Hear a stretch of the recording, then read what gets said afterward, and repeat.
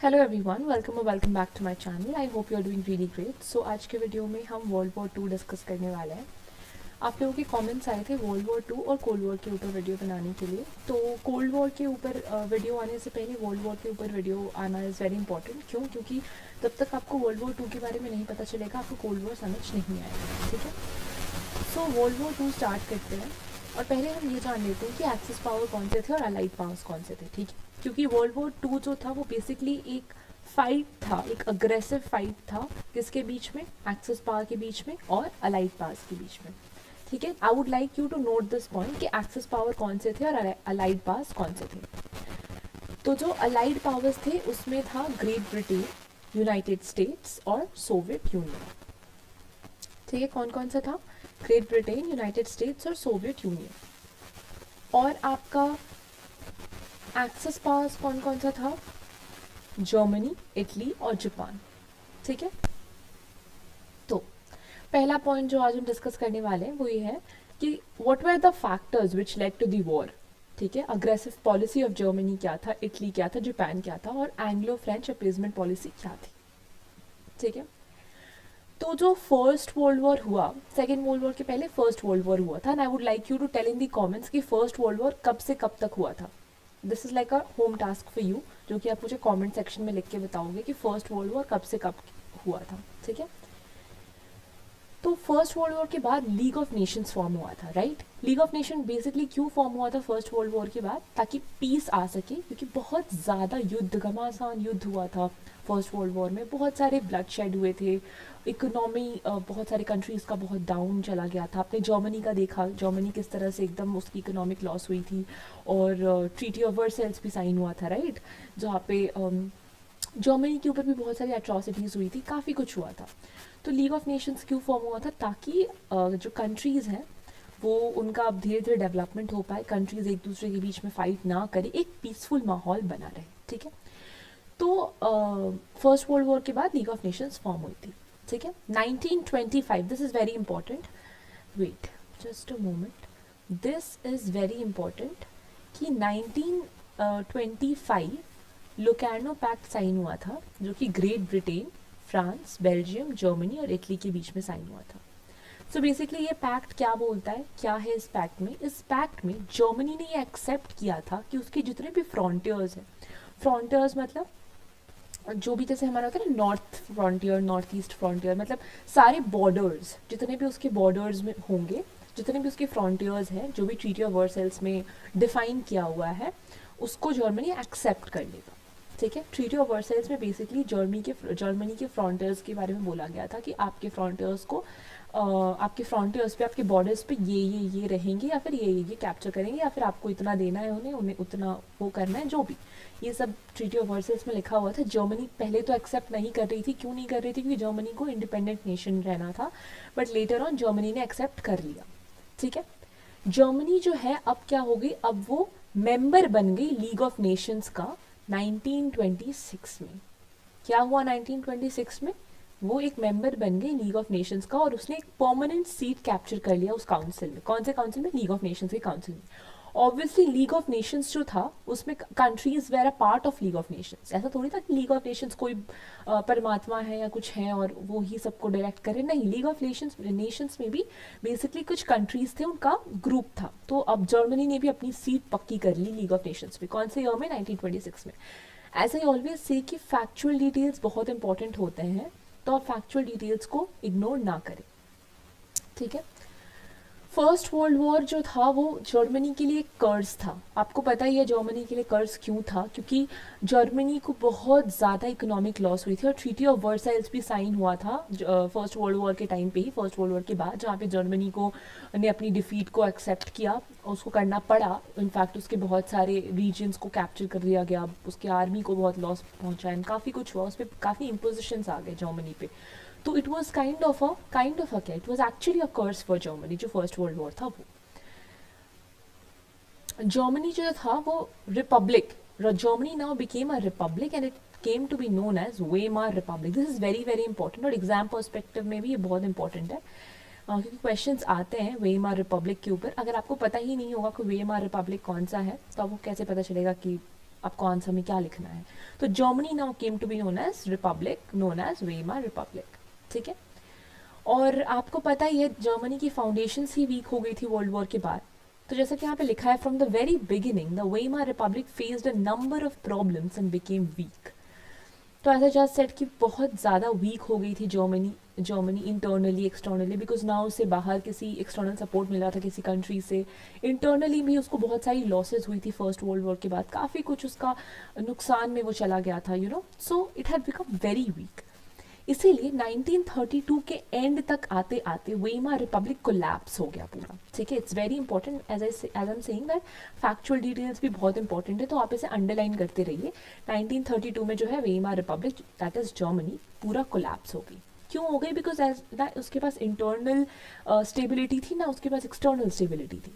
External stability क्यों नहीं थी? क्योंकि कोई भी फॉरेन कंट्रीज उसे हेल्प करने को तैयार ही नहीं थे, तो ना एक्सटर्नली वो स्ट्रांग था ना इंटरनली वो स्ट्रांग था। और इसी पीरियड पे जब जर्मनी कोलैप्स हो गई तब हिटलर का राइज हुआ। हिटलर आते हैं इन द पिक्चर। अब हिटलर कौन है? तो वो by birth he was an Austrian, जैसे हम इंडियन है, हिटलर जो था वो ऑस्ट्रियन था, ठीक है। एंड उसने एक पार्टी फॉर्म करा जिसका नाम था नाजी पार्टी या फिर नेशनल सोशलिस्ट पार्टी। और ये फॉर्म उसने किया, please underline this, Nazi party और national socialist party, it's very very important. Just a moment, बहुत ज़्यादा मोटा हो रहा है, underline is okay, no issues. So national socialist party उसने फॉर्म किया जो कि है नाजी पार्टी। तो इसको फॉर्म करने के बाद जो है हिटलर बहुत ज़्यादा फेमस हो गया। आपको भी पता है, इनफैक्ट अगर आप किसी भी बच्चे से पूछिएगा कि हिटलर कौन है, दिल ऑब्वियसली अगर उनको पूरी हिस्ट्री नहीं भी पता हो फिर भी हिटलर का नाम उन्होंने ज़रूर सुना होगा। इवन वी एज किड्स, जब हम भी बच्चे थे, या जब आप लोग जब भी एकदम 4-5 में पढ़ते होंगे या 3rd स्टैंडर्ड में, तो उस टाइम पे भी हमें हिटलर के बारे में पता था कि हिटलर कोई तो था हिस्ट्री में, ठीक है, जो बहुत पावरफुल था। तो जब जर्मनी का कोलैप्स हुआ तब हिटलर आते हैं पिक्चर में, जो कि ऑस्ट्रियन थे बाय बर्थ, और उन्होंने एक पार्टी फॉर्म की, नेशनलिस्ट पार्टी, जिसे नाजी पार्टी भी कहते हैं। और बहुत जल्द ही वो बहुत ज़्यादा फेमस हो गए पूरी जर्मनी में। और उन्होंने ट्रीटी ऑफ वर्साइल्स को बहुत ज़्यादा क्रिटिसाइज किया। उन्होंने कहा कि ये क्या है, ट्रीटी ऑफ वर्साइल्स को हम नहीं मानेंगे। उन्होंने स्ट्रांगली क्रिटिसाइज किया ट्रीटी ऑफ वर्साइल्स को, और उन्होंने ये डिमांड किया कि जो ट्रीटी ऑफ वर्साइल्स है उसे ख़त्म करने की ज़रूरत है। Treaty of Versailles needs to be finished, we won't accept Treaty of Versailles. जो भी उसमें लिखा है, वो एक ट्रीटी था जिसमें काफ़ी कुछ लिखा था जिसे वो कंडेम कर रहे थे, मतलब जिसे वो खारिज करना चाह रहे थे। कौन? हिटलर। फिर ग्रेजुअली ये सब उन्होंने किया, और फिर इलेक्शंस हुई, और ये देखा गया कि जो नाजी पार्टी है, जो हिटलर की पार्टी है, वो 608 सीट्स में से 230 सीट्स हिटलर ने कैप्चर कर लिया, which is like a very big amount नहीं, number of seats, 230 seats out of 600 seats. कौन से इलेक्शंस में? 1932 के इलेक्शंस में उन्होंने इतनी सीट्स कैप्चर कर ली। और बहुत जल्द ही हिटलर को चांसलर बना दिया गया। कहाँ का? जर्मनी का। और उस टाइम पे प्रेसिडेंट कौन थे? Hindenburg became the president. और 1934 में प्रेसिडेंट हिंडनबर्ग मर गए और हिटलर जो है वो बन गए प्रेसिडेंट और चांसलर दोनों। तो अब हिटलर जो है वो चांसलर भी बन गए और फिर प्रेसिडेंट भी बन गए। तो basically he kind of became the dictator of Germany. Dictator का मतलब क्या होता है? समवन जिसका एक कंप्लीट अथॉरिटी या कंप्लीट रूल होता है पूरे कंट्री में। तो हिटलर क्या बन गया? वो बन गए जर्मनी का डिक्टेटर, ठीक है। पहले 1932 के इलेक्शंस में नाजी पार्टी को 230 सीट्स मिले आउट ऑफ 608 सीट्स, ठीक है। उसके बाद हिटलर जो है वो चांसलर बन गए जर्मनी के, और उस टाइम पे हिंडनबर्ग जो थे वो प्रेसिडेंट बन गए, ठीक है। और 1934 में हिंडनबर्ग जो थे वो मर गए, तो अब प्रेसिडेंट कौन बन गया जर्मनी का? हिटलर बन गया, because obviously he was very popular और उसे वोट्स भी मिल रहे थे, राइट। तो जो हिटलर था वो चांसलर के साथ साथ प्रेसिडेंट भी बन गया जर्मनी का when in 1934। Now let's see what was the main aim of Hitler. So we all know Hitler का मेन एम तो यही था कि उसे जर्मनी को वापस से एक ग्रेट पावर बनाना है। फर्स्ट वर्ल्ड वॉर के बाद जर्मनी काफ़ी लॉस में चली गई थी, तो Hitler wanted to bring Germany to power again. तो हिटलर का मेन एम था कि he wants to bring Germany to great power. And how would he achieve, कैसे वो अचीव करते, हिटलर कैसे अचीव करते अपने इस एम को कि जर्मनी को वापस से एक सुपर पावर बनाना है? तो उनका एक फंडा था या उनका एक पॉलिसी था जो कि था aggressive foreign policy. It's very important, I want you all to mark this, क्योंकि एग्जाम में पिछले साल भी आया था and it's very very important for you to go through this. What is this? The aggressive policy of Hitler. ठीक है, Hitler का अग्रेसिव फॉरेन पॉलिसी क्या था?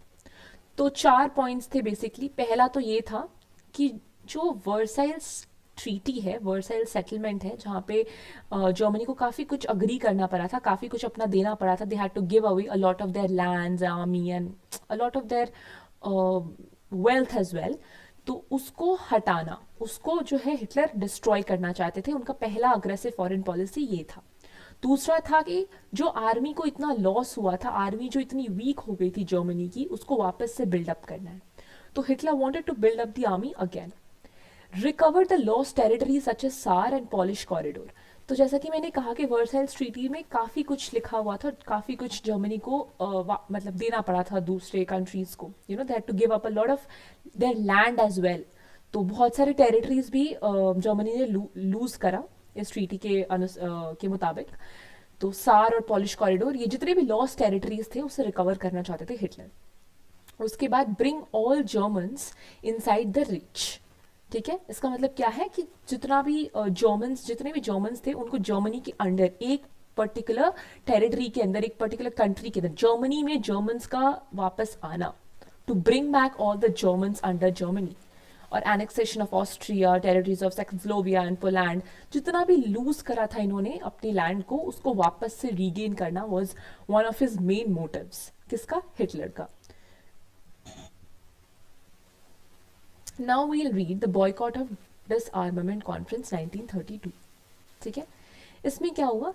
बहुत स्टार्टिंग से ही हिटलर जो है, although Germany league of Nations का एक परमानेंट मेंबर बन चुका था, उसने एक परमानेंट सीट ले ली थी, बट जब से हिटलर आए थे जर्मनी में, हिटलर को कभी विश्वास ही नहीं था लीग ऑफ नेशंस की पॉलिसीज पे, उसके डिसीजंस पे.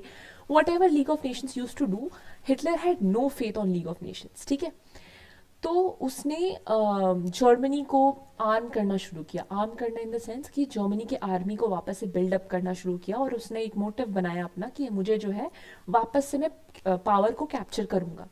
ठीक है, और फिर बहुत जल्द ही हिटलर को ये भी रियलाइज़ हो गया, ये लीग ऑफ नेशंस तो फालतू है, इसकी कुछ भी पॉलिसीज, कोई भी डिसीजंस कोई काम का नहीं है. और अगर मुझे जर्मनी को एक स्ट्रॉन्ग पावर, एक सुपर पावर पे लाना है, उस पोजिशन पे लाना है, तो मुझे जो है क्या कहते हैं, हाँ, लीग ऑफ नेशन से अपने आप को विथड्रॉ करना होगा, क्योंकि लीग ऑफ नेशन से ये बहुत बड़ा ऑब्स्टेकल बनेगा जर्मनी का सुपर पावर बनने से. ठीक है, तो 1932 में एक कॉन्फ्रेंस हुई थी जेनीवा में. It's very very important, please mark कर लीजिए. कौन सी कॉन्फ्रेंस हुई थी? वर्ल्ड डिसआर्मामेंट कॉन्फ्रेंस, जो कि जेनीवा में हेल्ड हुई थी 1932 में. ठीक है, please mark it. Why is it getting so bold? Just a moment. I think there is some issue with this. Okay. तो जेनीवा में वर्ल्ड डिसआर्मामेंट कॉन्फ्रेंस हुई थी 1932 में, और इस कॉन्फ्रेंस में 61 स्टेट्स के रिप्रेजेंटेटिव आए थे, और जर्मनी के भी गए थे, मतलब हिटलर भी गए थे इस कॉन्फ्रेंस पे. ठीक है, और यहाँ पे जापान ने लीग ऑफ नेशन से खुद को विथड्रू कर लिया. पहले किसने विथड्रू किया अपने आप को लीग ऑफ नेशंस से? जापान ने कहा कि भैया हमें तो नहीं रहना है लीग ऑफ नेशंस के साथ, हम निकल रहे हैं यहाँ से. पहले जापान ने किया, फिर जर्मनी तो ऐसे भी करना चाह रहा था. हिटलर को ऐसे भी कोई ट्रस्ट, कोई फेथ नहीं था लीग ऑफ नेशंस पे, तो हिटलर ने भी कहा कि भाई जर्मनी भी अब जो है डिसआर्मामेंट कॉन्फ्रेंस में ये डिक्लेयर करता है कि हम जो है लीग ऑफ नेशंस का पार्ट नहीं रहेंगे. तो अक्टूबर 1933 में हिटलर ने खुद को इन द सेंस पूरे जर्मनी को लीग ऑफ नेशंस से हटा दिया. ठीक है, अक्टूबर 1933 में. अब देखो, आप किसी चीज़ से निकल रहे हो, अगर आप फॉर एग्जांपल स्कूल से निकलना चाह रहे हो, you want to withdraw yourself from the school. ठीक है, आपको टीसी लेना है स्कूल से, तो आपको रीजंस तो देना पड़ेगा ना कि why do you want to leave the school, right? तो आपको, या फिर आप किसी ऑफिस से खुद को निकालना चाह रहे हो, किसी भी कॉर्पोरेट सेक्टर से, कहीं से भी आप खुद को विथड्रॉ करना चाह रहे हो जहाँ पे आपका एक बॉस है, तो आपको बताना तो पड़ेगा ना कि भैया हम क्यों निकल रहे हैं यहाँ से. तो I am giving you so and so reason, मैं आपको ये रीज़न दे रहा हूँ कि मुझे यहाँ नहीं रहना या मुझे यहाँ काम नहीं करना. ठीक है, तो जब जर्मनी ने खुद को लीग ऑफ नेशन से विथड्रू करने का ये फैसला सुनाया, तो उसने रीज़न क्या दिया? ऑब्वियसली हिटलर पागल तो थे नहीं, वो ये तो कहेंगे नहीं कि आप जो है एकदम निकम्मे हो, आपसे कुछ होगा नहीं और मुझे सुपर पावर बनना है और आप जो है सबसे बड़े ऑब्स्टेकल होंगे, क्योंकि अगर मैं आपका पार्ट रहूँगा तो आपकी पॉलिसीज़ को फॉलो करना होगा और मुझे पक्का पता है कि जर्मनी और लॉस में जाएगा अगर आपकी बातों को सुनता रहेगा। तो ऐसे तो वो कह नहीं सकता, जबकि रियल रीज़न यही था। इसलिए जर्मनी ने क्या कहा? जर्मनी ने कहा कि मैं इससे विथड्रू करना चाह रहा हूँ, इसीलिए क्योंकि फ्रांस जो है उसने जर्मनी के साथ इक्वालिटी ऑफ आर्मामेंट्स को लेके मतलब अग्री नहीं किया है। मतलब ये इसका क्या मतलब हुआ कि फ्रांस ने मना कर दिया है कि हम जो है तुमको कोई भी वेपन्स या कुछ भी नहीं देंगे, ना सप्लाई नहीं करेंगे, कुछ नहीं करेंगे। तो इसीलिए हम जो है लीग ऑफ नेशंस से निकलना चाह रहे हैं। फ्रांस और जर्मनी दोनों ही लीग ऑफ नेशंस का पार्ट थे, राइट? तो अब जर्मनी कह रहा है कि भाई मैं लीग ऑफ नेशंस का पार्ट हूँ और बाकी जो लोग हैं जो लीग ऑफ नेशंस का पार्ट है वो अगर मेरे साथ किसी भी एक पर्टिकुलर टॉपिक पे अग्री नहीं कर रहे तो क्या फ़ायदा? मेरी तो डिसरिस्पेक्ट हो रही है ना लीग ऑफ नेशंस में, क्योंकि they are not agreeing with me. आपको पता है फर्स्ट वर्ल्ड वॉर के बाद हमारे आर्मामेंट्स, हमारा जितना वेपन्स था सब काफ़ी लॉस में गया। तो मैंने फ्रांस को कहा कि आप जो है हमारे साथ एक इक्वालिटी कर लीजिए उस वेपन्स में, उस आर्मामेंट्स में, और फ्रांस ने सीधा मना कर दिया। तो क्या फ़ायदा फिर? इसलिए मैं जो है लीग ऑफ नेशन से निकलना चाह रहा हूँ, मुझे नहीं रहना यहाँ पे, ठीक है? इसके बाद जैसे ही जर्मनी ने अपने आप को निकाल लिया लीग ऑफ नेशन से, हिटलर जो है जितना जो कुछ भी लिखा था ट्रीटी ऑफ वर्साइल्स में उसको मानना हिटलर ने बंद कर दिया, ठीक है? उसके बाद आता है जर्मन पॉलिश पैक्ट ऑफ 1934। मैं फिर से कह रही हूँ आप लोगों को कि these pacts and these treaties and these policies or whatsoever, these are very very important. Please remember all of them along with their dates, names and countries involved. Please please please, क्योंकि बहुत important है और there are high probability कि ये ऐसे questions आपके exam में आते ही आते हैं, ठीक है? जर्मन पॉलिश पैक्ट 1934 का क्या था? जर्मन पॉलिश, इसके नाम से आपको समझ आना चाहना चाहिए कि जर्मनी और पोलैंड के बीच का कोई पैक्ट है, ठीक है? पॉलिश का मतलब क्या होता है? पोलैंड में जो रहते हैं उसे ही पॉलिश कहते हैं, राइट? और जर्मनी में जो रहते हैं उसे जर्मन कहते हैं। तो ऑब्वियसली ये कोई ऐसा पैक्ट है जो जर्मनी और पोलैंड के बीच में हुआ होगा।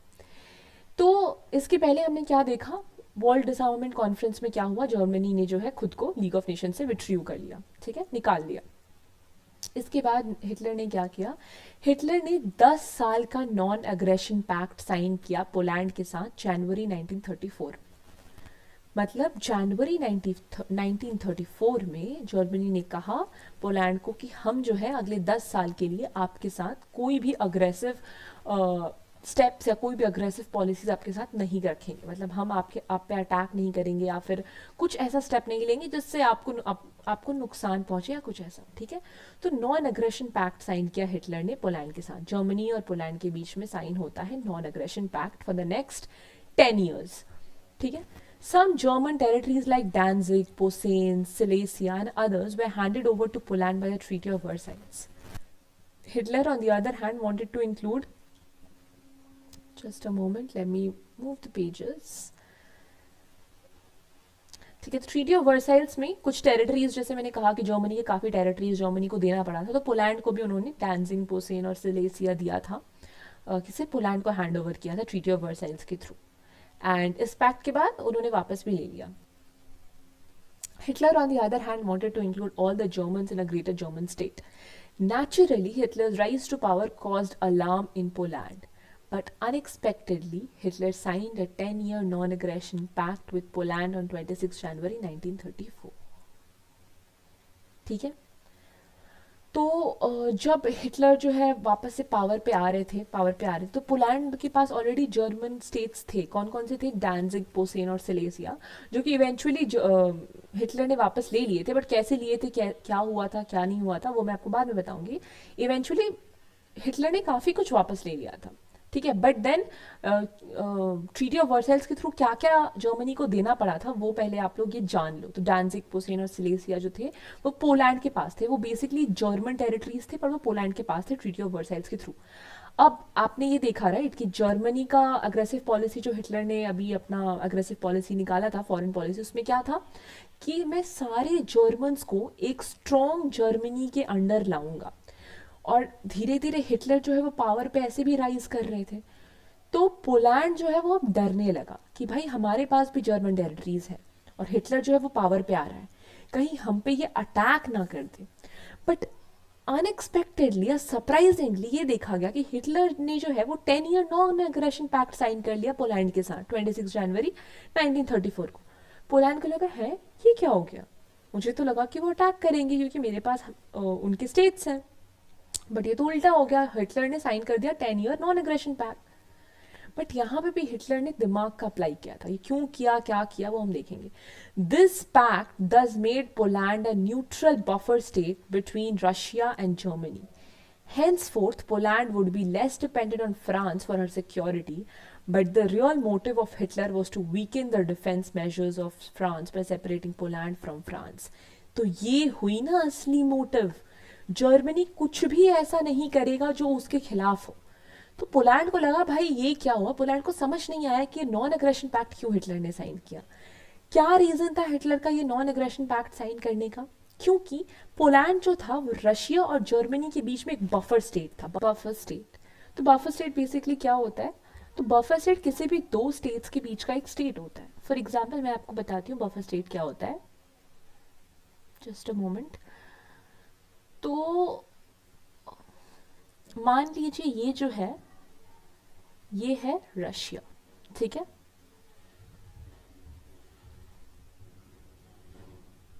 और रशिया, ये जो है ये आपका है जर्मनी, और बीच में हो गया आपका पोलैंड। तो पोलैंड जो है वो रशिया और जर्मनी के बीच का एक बफर स्टेट है, ठीक है। पोलैंड क्या है, जर्मनी और रशिया के बीच का एक बफर स्टेट, तो इसे कहते हैं हम बफर स्टेट। तो जर्मनी ने जो नॉन एग्रेशन पैक्ट साइन किया पोलैंड के साथ, वो क्यों किया, रियल रीजन क्या था जर्मनी का एक नॉन एग्रेशन पैक्ट साइन करना पोलैंड के साथ? तो रीजन क्या था रियल, वो ये था कि जो पोलैंड जो है वो अपने डिफेंस के लिए फ्रांस पे डिपेंड किया करती थी, ठीक है। तो जिससे कि फ्रांस का भी डिफेंसिव मेजर्स काफ़ी ज़्यादा स्ट्रॉन्ग हो रहा था क्योंकि वो हेल्प कर रहा था, तो उसे एक तरह से पोलैंड की भी सपोर्ट मिल रही थी और वो उसे हेल्प भी कर रहे थे, राइट। यही तो होता है डिप्लोमेटिक रिलेशंस। तो इसी कारण जर्मनी ने क्या किया, जर्मनी ने पोलैंड के साथ नॉन एग्रेशन पैक्ट साइन किया और पोलैंड का जो डिफेंसिव मेजर्स, वो जो हेल्प मांग रहा था या हेल्प ले रहा था, जो डिपेंडेंट था फ्रांस के ऊपर, उधर से उसे कट ऑफ कर दिया। इससे जो है फ्रांस का डिफेंसिव मेजर्स कमजोर हो गया। So this was the real reason, यही रियल रीजन था जर्मनी का पोलैंड के साथ नॉन एग्रेशन पैक्ट साइन करने का, ठीक है। प्लेबिसाइट इन सार इन 1935। तो पहले तो मैं ये बता दूं कि सार जो है वो एक टेरिटरी था, वो भी एक रीजन था जर्मनी का ही, जो कि ट्रीटी ऑफ वर्साइल्स के थ्रू गिव अप कर दिया था जर्मनी ने, ठीक है। प्लेबिसाइट का मतलब होता है कोई भी एक वोटिंग सिस्टम, ठीक है। तो प्लेबिसाइट इन सार इन 1935 में जो है सार रीजन में एक प्लेबिसाइट साइन हुआ। वो प्लेबिसाइट क्या था, वो प्लेबिसाइट यही था कि ये बेसिकली पूछा जा रहा था कि सार रीजन पे एक प्लेबिसाइट करा के ये डिसाइड किया जा रहा था कि सार रीजन जर्मनी का पार्ट बनना चाहता है या नहीं, ठीक है, वापस से सार जर्मनी के पास आना चाहता है या नहीं। तो एक बार पढ़ते हैं इसमें क्या लिखा है। According to the treaty of Versailles the Saar region was detached from Germany. जैसा कि मैंने अभी आपको कहा कि जर्मनी से सार रीजन को डिटैच कर लिया गया था ट्रीटी ऑफ वर्साइल्स के through. France then occupied Saar region and exploited the resources of the region for long 15 years. Very very important. 15 साल के लिए फ्रांस ने सार रीजन को ऑक्यूपाई करा और उसके जितने भी रिसोर्सेज थे उसको एक्सप्लॉइट किया, मतलब रिसोर्सेज को उसका नुकसान पहुंचाया सार रीजन के रिसोर्सेज को।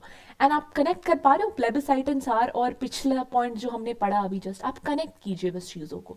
अभी हमने ये पढ़ा फ्रांस क्या कर रहा था, अभी ये देखिए हमने यहाँ पे देखा ना, जर्मनी ने पोलैंड के साथ नॉन एग्रेशन पैक्ट साइन करके क्या किया, फ्रांस के डिफेंसिव मेजर्स को वीकन किया। क्यों किया, आप उसको इधर से जोड़िए, क्यों किया, क्योंकि फ्रांस जो है वो सार रीजन के रिसोर्सेज को एक्सप्लॉइट कर रहा था। तो क्योंकि वो एक्सप्लॉइट कर रहे थे हमारे एरिया के रिसोर्सेज को, तो हमने उनके ऊपर वापस से अटैक किया. The reason why Germany attacked France was because France was exploiting the resources of Saar. Attack नहीं किया, एक तरह से आप कह सकते हो not a physical attack but kind of a diplomatic attack, कि उसने जो है उसके डिफेंसिव मेजर्स को कमजोर कर दिया. ठीक है. It was clearly laid down in the Treaty of Versailles that the future of Saar region would be decided by a plebiscite that would be held after January 1935. Nazis then intervened into the Saar region and continued the propaganda in favor of Germany. On 13th January 1935, plebiscite was held, resulting in a 90% vote in favor of reunion with Germany. This clearly showed the importance of the Nazi technique of propaganda. मतलब just imagine 90%, it is not even a 50-50 win. ये 50-50 win भी नहीं है, ये पूरा एक तरफा जीत है. ठीक है. 90% ऑफ द वोट्स किसके फेवर में था? जर्मनी के फेवर में, कि सार जो है वो जर्मनी के साथ वापस से आना चाहता है. तो बेसिकली कभी भी कहीं भी कोई भी वोट होता है तो जितने भी, आप इंडिया में ही देख लीजिए, जब भी वोटिंग स्टार्ट होने वाली होती है उसके 1 महीना 2 महीना पहले से ही जो पार्टीज हैं उनके जो लीडर्स हैं वो आके बोलते हैं कि हम आपके लिए ये करेंगे, हम आपके लिए वो करेंगे, मतलब अपना प्रोपागेंडा बेसिकली पूरे रीजन में या पूरे एरिया में फैलाते हैं. राइट. तो उसी तरह से जब ये प्लेबिसाइट होने वाली थी, काइंड ऑफ वोटिंग होने वाली थी सार में, ये डिसाइड करने के लिए कि सार जो है वो फ्रांस का पार्ट बन के ही रहना चाहता है या वापस से जर्मनी के साथ वो रीयूनियन होना चाहता है, वापस से जर्मनी जो उसका ओरिजिन है वापस वहां आना चाहता है.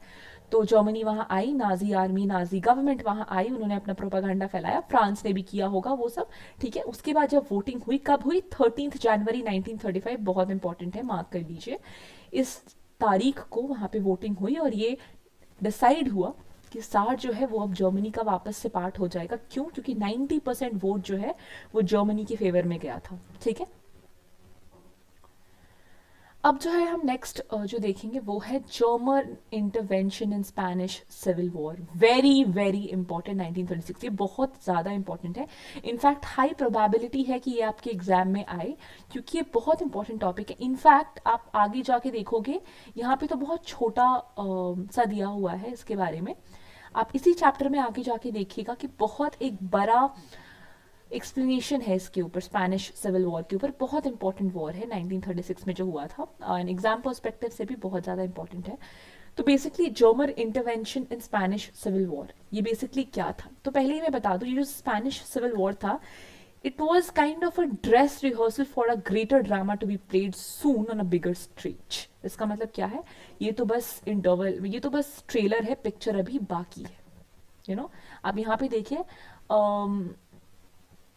इस वाली लाइन को, लास्ट थर्ड लाइन को, the Spanish civil war thus became a dress rehearsal of a greater drama to be played on a bigger stage soon. तो वही पिक्चर, ये तो ट्रेलर है मेरे दोस्तों, पिक्चर तो अभी बाकी है.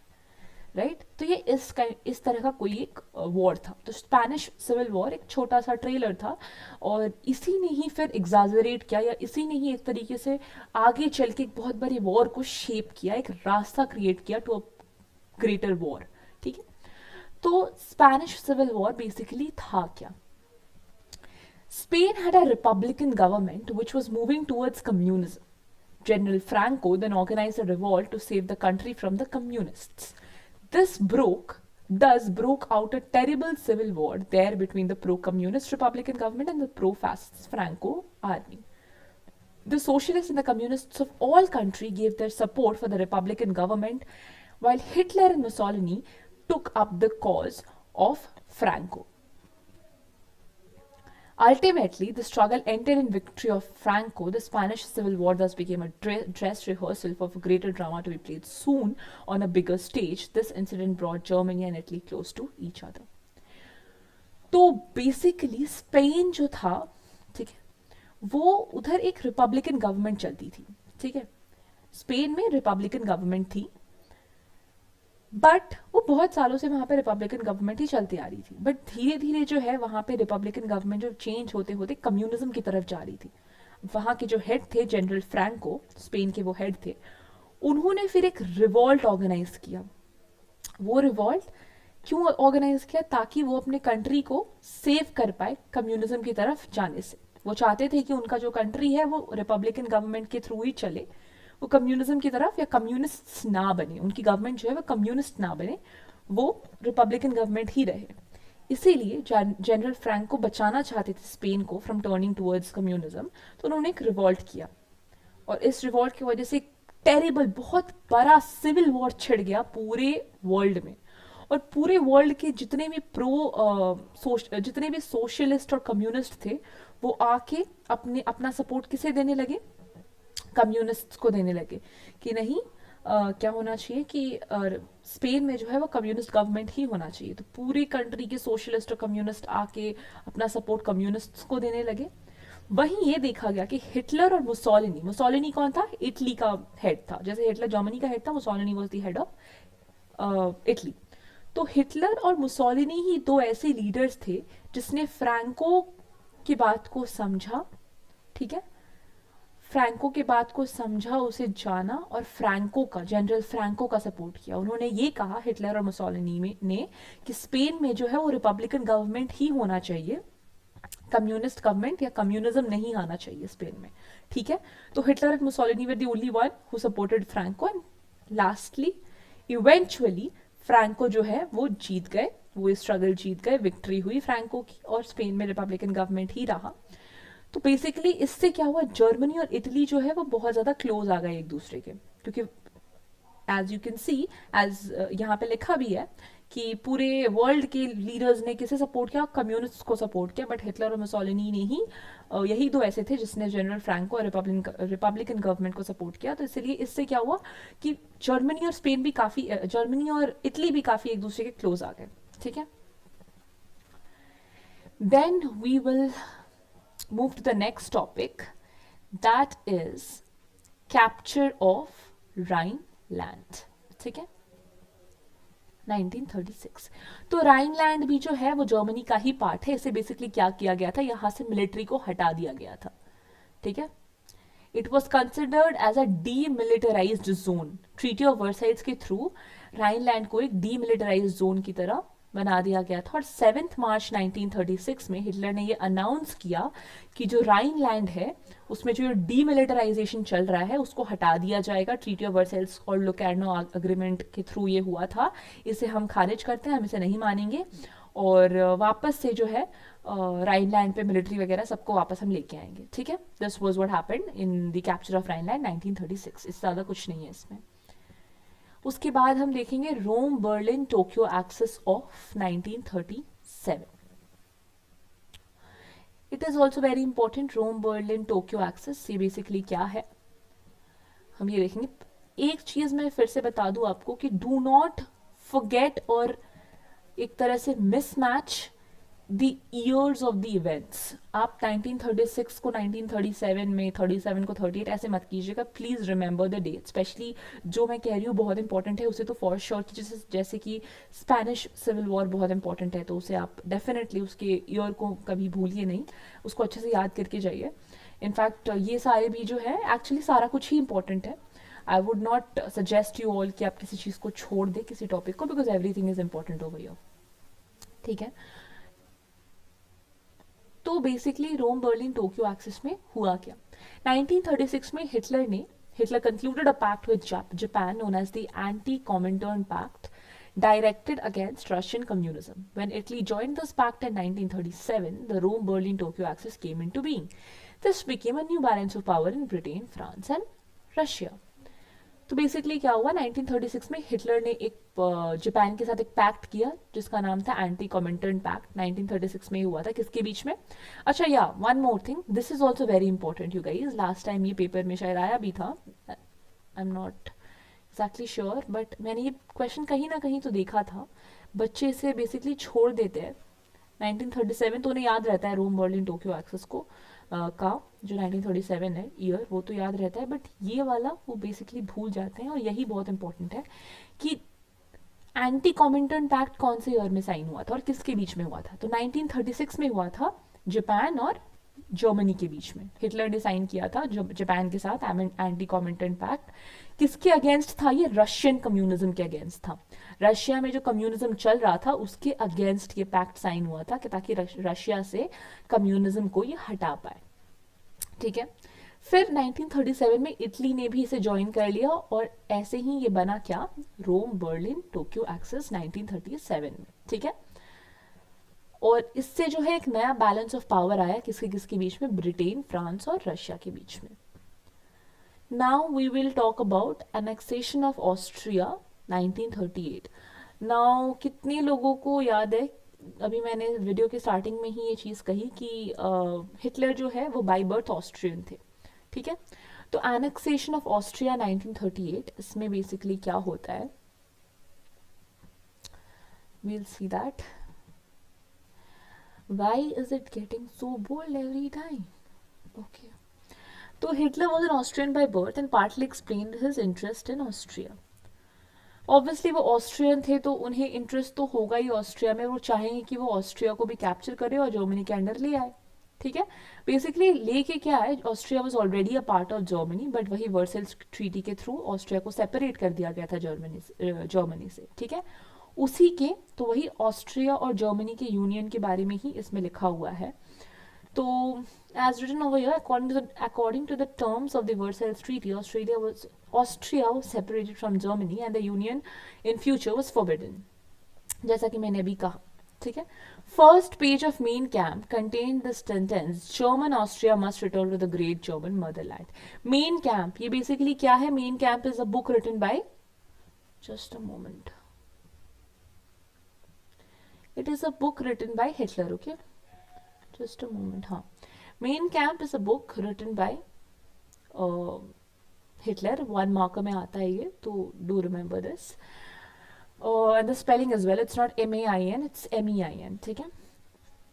और इस बुक के पहले ही पेज पे पहला सेंटेंस, पहले पेज पे ही ये सेंटेंस लिखा हुआ है कि जर्मन ऑस्ट्रिया जो है उसे जो है जर्मन मदरलैंड के पास वापस आ जाना चाहिए। ऑस्ट्रिया जो है वो जर्मनी का पार्ट है और Austria should come back to the German motherland, ठीक है। और इसी यूनियन को हिटलर ने क्या नाम दिया था, एंशलस, ठीक है, ANSCHLUSS. I'm sorry about the pronunciation. You can look into the pronunciation of this. I'm not really sure. And यहाँ पे मैं आपको एक ट्रिक बताऊंगी कि ये ANSCHLUSS इसको कैसे याद करना है, ठीक है। तो आप लोगों को ये पता है ना, क्वेश्चन को हम ऐसे लिखते हैं QS, इसे हम क्वेश्चन कहते हैं, राइट। आंसर को ANS,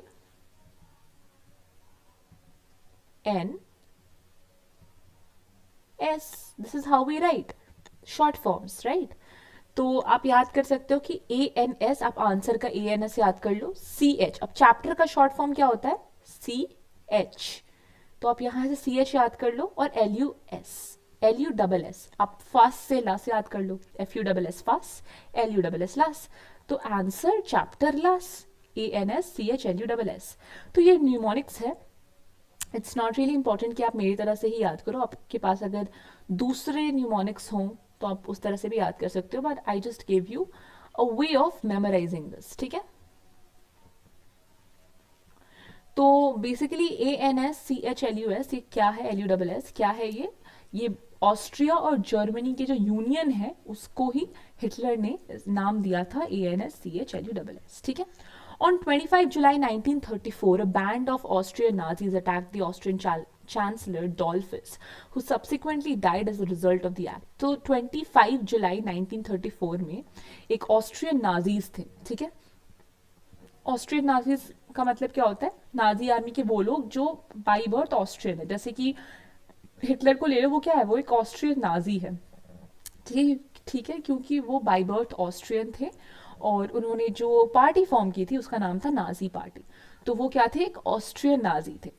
तो जितने भी ऑस्ट्रियन नाजी थे उन्होंने जुलाई 25 1934 पे जो चांसलर थे ऑस्ट्रिया के, उस डॉल्फस था उनका नाम, उनके ऊपर अटैक किया और इस अटैक की वजह से वो जो चांसलर है वो मर गए, ठीक है। Italy regarded Australia as a buffer state between her and Germany and accordingly guaranteed its independence. तो अब जो है ऑस्ट्रिया जो है वो इटली और जर्मनी के बीच का एक बफर स्टेट था, तो इटली ने क्या किया कि कोई बात नहीं, हम इसको इंडिपेंडेंट कर देते हैं, I let it be independent. पहले इंडिपेंडेंट नहीं था बट इटली ने फिर इसे इंडिपेंडेंट कर दिया।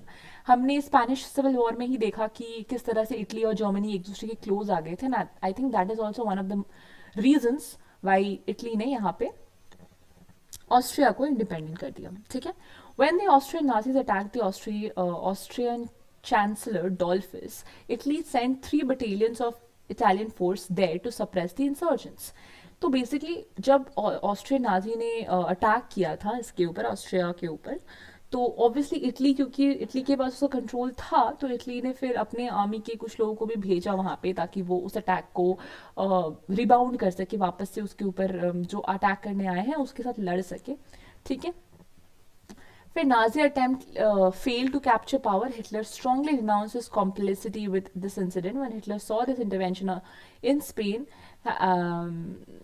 saw that his intervention in Spain has not been resisted by the powers, he came forward to fulfill his plan of union of Austria with Germany. The Nazi agitation was encouraged with Austria, and the Austrian Chancellor was compelled to agree conduct foreign affairs at Germany's direction and also to appoint a Nazi minister. Finally, on 14th March 1938, Hitler poured troops into Austria and incorporated Austria with German Empire. In this way, Anschluss was complete. This annexation of Austria was a prelude to the annexation of Czechoslovakia in the near future.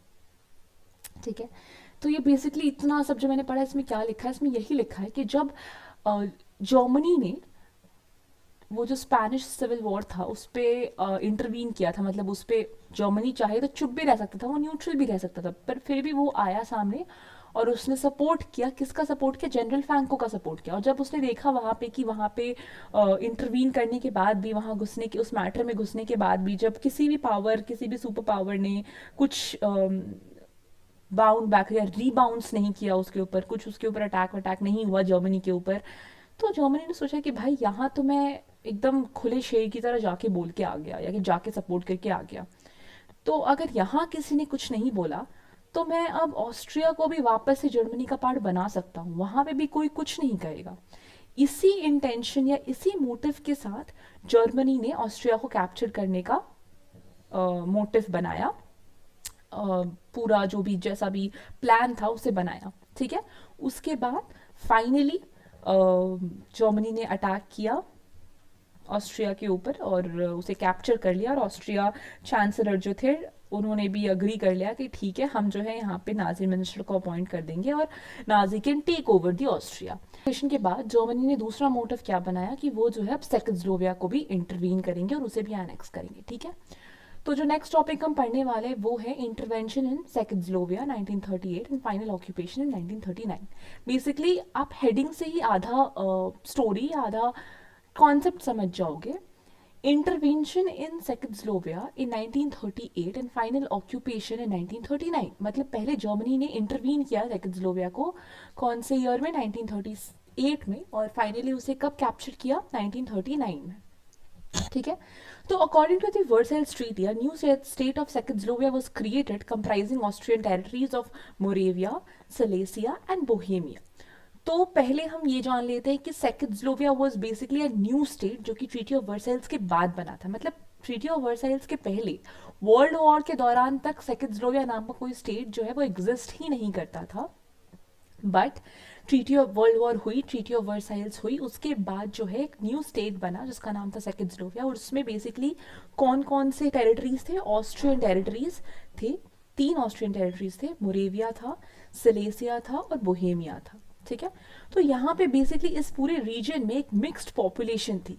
ठीक है, एक mixed population, क्योंकि यहाँ पे Germans भी थे, स्लोवाक्स भी थे, मगायर्स भी थे और पोल्स भी थे। तो ये 4 तरह के लोग यहाँ पे रहते थे, इसीलिए जो यहाँ इसे जो है मिक्स्ड पॉपुलेशन भी कहा जाता है कि यहाँ पे तरह तरह की प्रजाति के लोग रहते थे। जर्मन्स भी थे, स्लोवाक्स भी थे, मैगर्स भी थे और पोल्स भी थे। ठीक है, उसके बाद जो सुदीतन जर्मन्स थे, मतलब जो सूडान में बेसिकली रहते थे, I guess, I am not really sure, तो सुदीतन जर्मन्स एक तरह के जर्मन्स थे, वो बहुत कॉन्शियस थे अपने जर्मन ब्लड को लेके। ठीक है, जर्मन ब्लड को लेके इन सेंस क्या कि उनको था कि हमारा खून बहुत प्योर है, we believe in the purity of our blood, we believe in the purity of our race, तो इस टाइप के थे सुदीतन जर्मन्स। तो वो they were really concern, they were highly conscious of the blood they were made up of their origin, of their blood.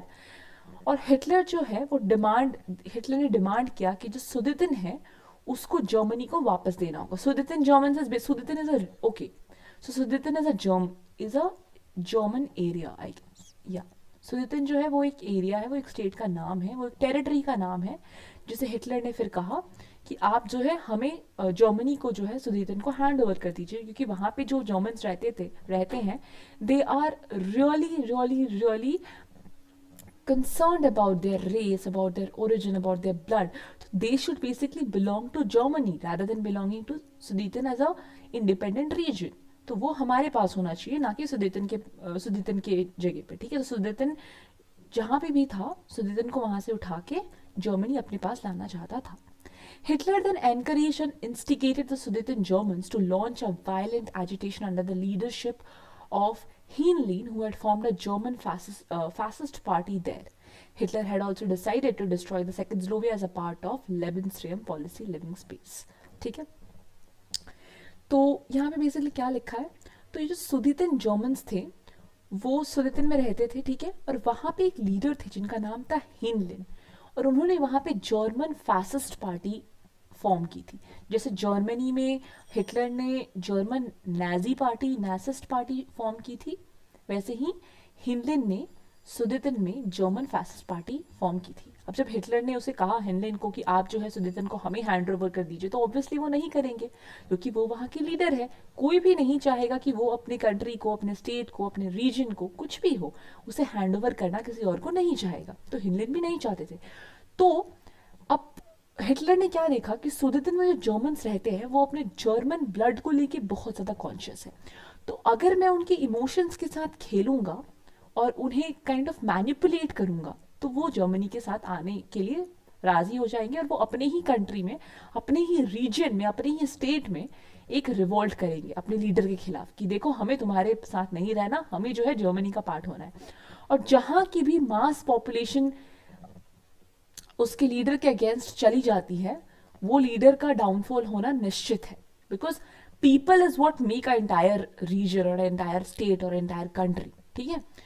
तो जो Hitler ने वही किया, हिटलर ने सुदीतन जर्मन्स को इंस्टिगेट किया और कहा कि देखो यू शुड ना be a part of Germany, आप लोगों को हमारा पार्ट हो जाना चाहिए, ना कि वहाँ का, क्योंकि आपका जो असली ओरिजिन है वो जर्मनी ही है।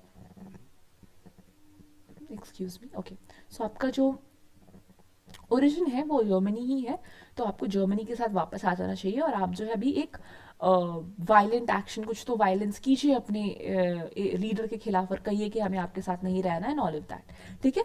जर्मनी ने सोचा कि वो सेकेंडस्लोविया को डिस्ट्रॉय कर देंगे, ठीक है। हिटलर ने ये सोचा, बेसिकली हिटलर मतलब ही Germany, because Hitler was the leader of Germany, ठीक है, वो काइंड ऑफ एक अथॉरिटेटिव लीडर थे। तो हिटलर ने फिर डिसाइड किया कि हम जो है सेकेंडस्लोविया जो है उसको भी डिस्ट्रॉय कर देंगे। और किस ग्राउंड्स पर डिस्ट्रॉय करेंगे, आप किसी भी एरिया को एनेक्स कर रहे हो, कैप्चर कर रहे हो, या फिर डिस्ट्रॉय कर रहे हो, कुछ भी कर रहे हो, तो आपको रीज़न बताना पड़ता है कि जो भैया देखो हम ना इस रीज़न की वजह से इसको डिस्ट्रॉय कर रहे हैं। तो सेकेंडस्लोविया को डिस्ट्रॉय करने का रीज़न क्या दिया हिटलर ने, उन्होंने कहा कि ये जो है ये मेरे लेबेंसरेम पॉलिसी के अंडर आता है। लेबेंसरेम पॉलिसी मतलब क्या, लिविंग स्पेस, कि सेकेंडस्लोविया जो है वो मेरा, वो मुझे चाहिए क्योंकि वहाँ पे मेरे एरिया के लोग रहते हैं, और I want a space, I want to expand, मुझे एक्सपेंशन करनी है, वहाँ पे वैसे भी मेरे लोग रहते हैं, तो I want to take that place and I want to expand my territory. Lebensraum policy is very important from the exam perspective कि लेबेंसरेम पॉलिसी क्या होता है, 1 मार्क्स में भी आ सकता है। लेबेंसरेम पॉलिसी का मतलब क्या होता है, तो इट मीन्स लिविंग स्पेस, ठीक है। Thus, the situation became critical because if France and Britain supported Czechoslovakia, Hitler would send his army to attain his objectives. अब जो है सेकेंडस्लोविया के लिए बहुत ज़्यादा क्रिटिकल हो गया था सिचुएशन, क्योंकि कोई भी उसे हेल्प करने के लिए आगे नहीं आ रहा था। ब्रिटेन और फ्रांस अगर वो दोनों आते सेकेंडस्लोविया को सपोर्ट करने के लिए, तो हिटलर अपने आर्मी को वहाँ भेजता ब्रिटेन और फ्रांस में, और उनको फिर अटैक करता उनके ऊपर, तो उनको फिर दिक्कत हो जाती, राइट, ब्रिटेन और फ्रांस को, इसलिए वो नहीं आ रहे थे सामने। In this situation, British Prime Minister Chamberlain felt that the only way to avoid a general European war was to accept the German demand. इसे कहते हैं दिमाग, कि भाई पीसफुली मान जाओ वरना फिर हमें तो अप्रूव कर देगा ये हिटलर। ठीक है। तो इन सब इसी सिचुएशन के बीच में जब सेकेस्लोविया पे अटैक करने का बात हो रहा था, जब जर्मनी ये सोच रही थी, हिटलर सोच रहा था कि हम जो है वो अटैक करेंगे सेकेस्लोविया पे, तो इसी दौरान ब्रिटिश प्राइम मिनिस्टर जो थे उस टाइम पे चैम्बरलिन थे, उन्होंने सोचा कि अगर भैया हमने सपोर्ट कर दिया सेकेस्लोविया का तो हम तो जाएंगे ही, सेकेस्लोविया तो जाएगा ही, हम भी जाएंगे साथ में, राइट। तो इसीलिए और एक बहुत बड़ा यूरोपियन वॉर छिड़ जाएगा। ठीक है, अभी अभी वर्ल्ड वॉर हुआ था, अभी फिर से एक यूरोपियन वॉर भयंकर सा हो जाएगा and we don't want that. ठीक है, तो इसीलिए ब्रिटेन के जो प्राइम मिनिस्टर थे उन्होंने कहा कि एक ही तरीका है वॉर को हटाने का, वॉर को अवॉइड करने का, वो है कि जो जो भी जर्मन डिमांड कर रही है, जर्मनी जो भी डिमांड कर रही है वो हम उसे दे दें। ठीक है। Finally Britain, France, Germany and Italy signed the Munich Pact on 29 September 1938. Very, very important. Factual details are always very important. So, just a moment.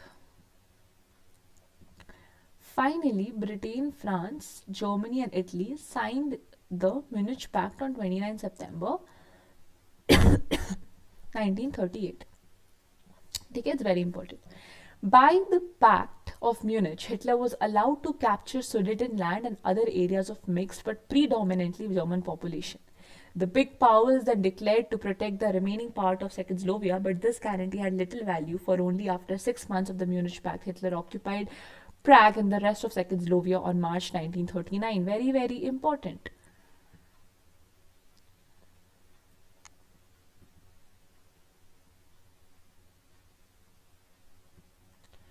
The Munich Pact was thus the culmination of appeasement policy of the great powers and warrant death for the Western democracy. ठीक है, तो basically क्या हुआ, जैसा कि मैंने कहा कि ब्रिटेन के जो प्राइम मिनिस्टर थे वो समझ चुके थे कि अगर यूरोपियन वॉर को, किसी भी एक जनरल यूरोपियन वॉर को अवॉइड करना है तो एक ही तरीका है कि हम जो है जर्मन डिमांड को मान ले।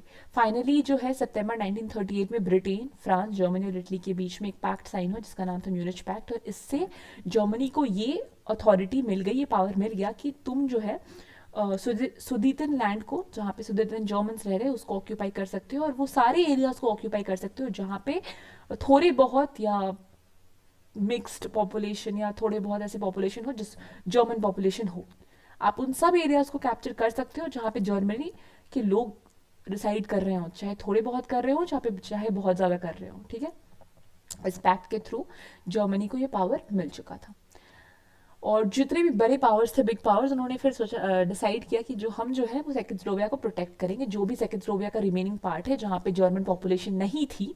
और क्योंकि जर्मनी को क्या अलाउंस मिला था म्यूनिच पैक्ट के थ्रू कि जितने भी एरियाज ऐसे होंगे जहाँ पे जर्मन पॉपुलेशन है आप उसको कैप्चर कर सकते हो। अब सेकेस्लोविया पूरा तो जर्मन पॉपुलेशन वहाँ पे रिसाइड करता नहीं था, वहाँ पे कुछ ऐसे भी एरियाज थे जहाँ पे एज जस्ट मैंशन, यहाँ पे आप देख लो, यहाँ पे लिखा भी है this region had a mixed population, यहाँ पे लिखा है कि this region had a mixed population, right. तो सेकेस्लोविया में मिक्स पॉपुलेशन था, ऐसा तो था नहीं कि पूरा ही जर्मन पॉपुलेशन वहाँ रहता था। तो जो जितना एरिया उधर का जर्मन पॉपुलेशन था वो तो जर्मनी ने कैप्चर कर लिया, बाकी जो बचा हुआ था वो बिग पावर्स, जितने भी बड़े पावर्स थे उस टाइम पे, उन्होंने ये डिसाइड किया कि हम जो है जो भी रिमेनिंग पार्ट है सेकेस्लोविया को उसे प्रोटेक्ट करेंगे। बट इसका कोई पॉइंट नहीं था क्योंकि म्यूनिच पैक्ट साइन होने के 6 महीने बाद ही जर्मनी ने उस बाकी रीजन को भी कैप्चर कर लिया मार्च 1939 में। ठीक है, तो यही था आपका एनेक्सेशन ऑफ सेकेस्लोविया। अब हम जो है नेक्स्ट देखेंगे वो है जर्मन अटैक ऑन पोलैंड 1939। फिर से मैं बता दूं, एग्जाम पर्सपेक्टिव से ये बहुत ज़्यादा इंपॉर्टेंट है, इसे भी आप प्लीज़ इग्नोर ना करें। सितंबर 1 1939 is of utmost importance because इसी टाइम पे जो है जर्मनी ने पोलैंड पे अटैक किया था। ठीक है, after the Munich pact inspired Hitler now demanded the city of Danzig for the construction of a German highway across the Polish corridor. तो म्यूनिच पैक्ट हो गया, ठीक है, हिटलर को वहाँ पे भी जीत प्राप्त हुई। तो हिटलर ने म्यूनिच पैक्ट के बाद ये डिमांड किया, ये डिसाइड किया और ये डिमांड भी किया कि हमें जो है सिटी ऑफ डैनजिग चाहिए, we want the city of Danzig, क्योंकि हमें एक जर्मन हाईवे कंस्ट्रक्ट करना है जो कि पॉलिश कॉरिडोर को होते हुए गुजरेगी। ठीक है, अब पॉलिश गवर्नमेंट जो है वो डेफिनेटली रिफ्यूज करेगी, भाई क्यों, आप हमारे एरिया से गुजरते हुए हाईवे क्यों बनाओगे, हम I won't we won't accept this, हम तो नहीं एक्सेप्ट करेंगे इस चीज़ को। तो पॉलिश गवर्नमेंट ने नेचुरली इस चीज़ को अपोज किया, इस चीज़ को रिफ्यूज़ किया कि भाई हम आपके डिमांड को फुलफिल नहीं होने देंगे, हमें नहीं चाहिए ये, ठीक है, we don't want to construct any sort of highway which goes across our corridor, ठीक है। और एक और चीज़ यहाँ पे लिखा हुआ है कि Anglo French guarantee to protect Poland. तो पोलैंड को प्रोटेक्ट करने के लिए एंग्लो फ्रेंच एक गारंटी भी हुई थी, जिसके थ्रू ये बोला गया था कि पोलैंड को जो है वो प्रोटेक्ट किया जाएगा, ठीक है। तो उसके बेसिस पे ही पोलैंड ने और फर्मली और स्ट्रांगली इस चीज़ को कंडेम किया कि भाई हम आपको कोई भी हाईवे कंस्ट्रक्ट करने नहीं देंगे, ठीक है। जो ब्रिटिश प्राइम मिनिस्टर थे चैम्बरलिन, उन्होंने भी अपना ये पॉलिसी ऑफ अपीजमेंट को रिफ्यूज़ किया और कहा कि वो भी पोलैंड को हेल्प करेंगे अगर जर्मनी उस पर अटैक करती है तो। अब म्यूनिश पैक्ट के टाइम पे ही हमने ये चीज़ देखा था कि जो चैम्बरलिन है, जो ब्रिटिश के प्राइम मिनिस्टर थे, उन्होंने ये चीज़ कही थी कि भाई अगर हम जर्मनी के डिमांड को नहीं मानेंगे तो वो अटैक कर देंगे कि यूरोपियन वॉर हो सकता है। तो अब बहुत हो गया, अब जर्मनी का बहुत ज़्यादा हो रहा था, ठीक है। जर्मनी ने कहा कि भाई हमें डांजिग चाहिए क्योंकि हमें हाईवे कंस्ट्रक्ट करना है। तो अब ब्रिटेन भी गुस्सा हो गया कि भाई ये क्या है, तुम्हें जो चाहिए तुम्हें वो थोड़ी मिलता रहेगा, हम पागल थोड़ी बैठे हैं यहाँ पे। तो अब पहले तो शांति और पीसफुली चल रही थी ब्रिटिश गवर्नमेंट भी, उसने अब सोचा कि भाई हो गया हमारा अपीजमेंट का पॉलिसी, हम तुम्हारे साथ भाई भाई बन के रहेंगे, अब नहीं रह रहे भाई। अगर जर्मनी ने पोलैंड पे अटैक किया तो हम पोलैंड का सपोर्ट करेंगे और हम जर्मनी पे अटैक बैक करेंगे, ठीक है। ये चीज़ ब्रिटेन प्राइम मिनिस्टर ने कहा। Chamberlain wanted Russia to, he said, and started negotiations with Russia. While the negotiations were going on, Russia and Germany signed a non-aggression pact on 23 August 1939 for 10 years. Damn. This pact revealed the imperialistic attitude of both the states because Eastern Europe was partitioned into German and Russian sphere of influence. तो अब Chamberlain जो है उन्होंने सोचा कि भाई हमें अगर जर्मनी ने अटैक किया पोलैंड के ऊपर तो we need more and more people in our support, right, कि हम फिर जर्मनी के ऊपर अटैक बैक करें। तो ब्रिटिश जो गवर्नमेंट जो थी वो चाहती थी कि वो रशिया के साथ बात करे और उनके साथ नेगोशिएट करे, ठीक है, ताकि वो भी पोलैंड की हेल्प कर सके और ब्रिटेन के खिलाफ हो सके, सॉरी जर्मनी के खिलाफ हो सके। तो ब्रिटेन ने फिर सोचा कि चलो अब हम रशिया से बात करेंगे इस चीज़ को लेके। तो वो बात करने जाती, इतने में ये पता चला कि 23 अगस्त 1939 को जर्मनी और रशिया ने एक नॉन अग्रेशन पैक्ट साइन किया for the next 10 years. It was of utter shock, क्योंकि पूरे ईस्टर्न यूरोप में जर्मन और रशियन इन्फ्लुएंस ही था। मतलब पूरा ईस्टर्न यूरोप जो था वो पार्टीशन था जर्मन और रशियन स्पीयर ऑफ इन्फ्लुएंस में। मतलब आधा ईस्टर्न यूरोप जर्मन के इन्फ्लुएंस में था और आधा ईस्टर्न यूरोप रशियन इन्फ्लुएंस में था। तो it was like an utter shock for Britain and in fact everyone कि भाई ये क्या हुआ, इन दोनों के बीच में ये पैक्ट कैसे साइन हो गया नॉन अग्रेशन का, ठीक है। इसके बाद क्या होता है, in this situation the Polish government invited Germany for a discussion which Hitler flatly refused. अब ये जब सिचुएशन हुआ तो पोलैंड ने जो है पॉलिश की गवर्नमेंट, मतलब पोलैंड में जो गवर्नमेंट थी पॉलिश गवर्नमेंट, उन्होंने डिसाइड किया कि अब जो है हम जर्मनी के साथ बैठ के बातचीत करेंगे और जर्मनी को कन्विंस करेंगे कि भैया देखो हमें माफ़ करो, प्लीज़ कंस्ट्रक्शन ना करें आप हाईवे का, नहीं तो हमारे लिए दिक्कत हो जाएगी। तो उन्होंने इन्वाइट किया जर्मनी को, बट जर्मनी ने, जैसा कि हम देख ही सकते हैं, बहुत ज़्यादा उनको पावर उनके पास आ गया था ना, बहुत ज़्यादा इन्फ्लुएंशियल हो गए थे। तो जर्मनी ने फ्लैटली रिफ्यूज़ कर दिया, मतलब आने से ही मना कर दिया कि भाई हम नहीं आ रहे। Hitler was now convinced that Britain and France would not risk any intervention in Poland because Russia would remain neutral for the non-aggression pact with Germany. अब हिटलर को ये चीज़ समझ आ गई कि ब्रिटेन और फ्रांस ये दोनों ही रिस्क तो नहीं ही लेंगे, वो पोलैंड वाले पूरे केस में अपने नाक को नहीं घुसाएंगे, मुझे पता है, क्योंकि अब जो है रशिया भी न्यूट्रल हो चुकी है, रशिया मुझ पे अटैक करेगी नहीं क्योंकि मैंने और रशिया ने तो नॉन अग्रेशन पैक्ट साइन कर लिया है, ठीक है। तो हिटलर को ये पता चल गया था कि ब्रिटेन और फ्रांस ये बुद्धू की तरह रिस्क नहीं लेंगी। When Britain ratified the guarantee to Poland, Hitler took it as a bluff. But Hitler ने ये सोचा कि ब्रिटेन और फ्रांस नहीं करेगी अटैक, क्योंकि ही वॉज वेरी क्लियर कि अब तो रशिया तो हेल्प करने नहीं वाली। तो फिर ये देखा गया कि ब्रिटेन जो है, ब्रिटिश गवर्नमेंट जो थी, उसने बोला कि भैया पोलैंड, आपको जो हमने ये गारंटी दी है कि हम आपकी हेल्प करेंगे, अगर जर्मन आप पे अटैक करेंगे तो हम भी आपकी हेल्प करेंगे और हम जर्मनी के खिलाफ जाएंगे, इसको हम अभी भी इस पे फर्म है, हम अपने डिसीजन से बैक ऑफ नहीं ले रहे हैं, हम अभी भी आपका हेल्प करेंगे। उसने पोलैंड को ये चीज़ बोली। तो जब जर्मनी को ये चीज़ पता चली, जब हिटलर को ये बात पता चली, तो हिटलर ने सोचा कि शायद ये एक काइंड ऑफ ब्लफ है, मतलब मुझे ऐसे ही धोखे में रखने के लिए कह रहा है, ऐसे ही मतलब मजाक कर रहे हैं, ऐसा कुछ नहीं होने वाला, बस मुझे दिखाने के लिए ऐसी बातें चल रही हैं ताकि मैं डर जाऊं या कुछ ऐसा, मैं बैक ऑफ कर लूं या कुछ ऐसा। This was a miss calculation of Hitler about Poland. और यहीं पे हिटलर जो है वो गलत हो जाता है। उसे लगा कि ब्रिटेन जो है वो ऐसे ही बोल रही है, वो सही में हेल्प नहीं करने वाली है पोलैंड को। और यहीं पे हिटलर जो है वो गलत हो गया, ये मिस कैलकुलेट कर लिया, उसने मिस इंटरप्रेट कर लिया। He never thought that Britain and France would risk the war. Chamberlain then wrote to Hitler that in his judgment no question was an issue between Germany and Poland, which could not have been resolved without the use of force. तो Hitler ने सोचा था कि France और Germany कभी भी war risk, sorry, Hitler ने ये सोचा था कि ब्रिटेन और फ्रांस कभी भी ये रिस्क नहीं लेगी कि वो वॉर में पोलैंड का हेल्प करे, ठीक है, बट वो गलत था। इनफैक्ट हिटलर को चैम्बरलिन ने ये चीज़ लिख के भेजा। चैम्बरलिन कौन था? ब्रिटेन का प्राइम मिनिस्टर था। उसने हिटलर को ये चीज़ कही लिख के कि ऐसा कोई भी तुम्हारे और पोलैंड के बीच में कोई नफरत या कुछ ऐसा था नहीं जो आप बैठ के बातचीत से सॉल्व नहीं कर सकते थे। ऐसा कोई इश्यू था ही नहीं आप दोनों के बीच में जो कि बातों से सॉल्व नहीं हो सकती थी।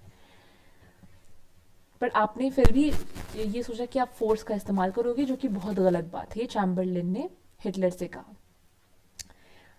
On 1 September 1939, Germany attacked Poland without any formal declaration of war. On 3 September, Britain and France declared war on Germany. Thus began the Second World War. Very, very important. तो 1 सितंबर 1939 को जर्मनी ने Poland पे attack किया बिना कोई भी ऐसे बोले कि हम वॉर, जैसे कोई भी वॉर होता है तो पहले से डिक्लेयर कर देते हैं ना कि भाई हम आ रहे हैं वॉर के लिए, हम युद्ध लड़ने आ रहे हैं, तैयार हो जाओ। तो ऐसा कुछ नहीं किया जर्मनी ने, उन्होंने अटैक किया पोलैंड पे बिना पहले से कुछ बोले हुए। कब? 1 सितंबर 1939 को। और 3 सितंबर को ब्रिटेन और फ्रांस ने भी जर्मनी के ऊपर अटैक किया, क्योंकि उन दोनों ने ही पोलैंड को प्रॉमिस किया था कि अगर जर्मनी आपके ऊपर अटैक करती है तो हम भी उसके ऊपर अटैक करेंगे, हम आपके साथ रहेंगे, ठीक है। और यहीं पे शुरू होता है द सेकेंड वर्ल्ड वॉर, ठीक है। सो इस वीडियो के लिए बस इतना ही। हम फिर नेक्स्ट वीडियो में मिलते हैं और आगे का जो भी टॉपिक्स है वो कंटिन्यू करेंगे। I hope you like this video. If you did, do like, share, subscribe, press the bell icon and comment down below कि आपको ये वीडियो कैसा लगा, आपको और कौन कौन से सब्जेक्ट्स में वीडियोस चाहिए, and whatever you feel like, you can comment down below, and please subscribe. That is something which you don't do, so please do subscribe. Till then, have a good day. Thank you very much.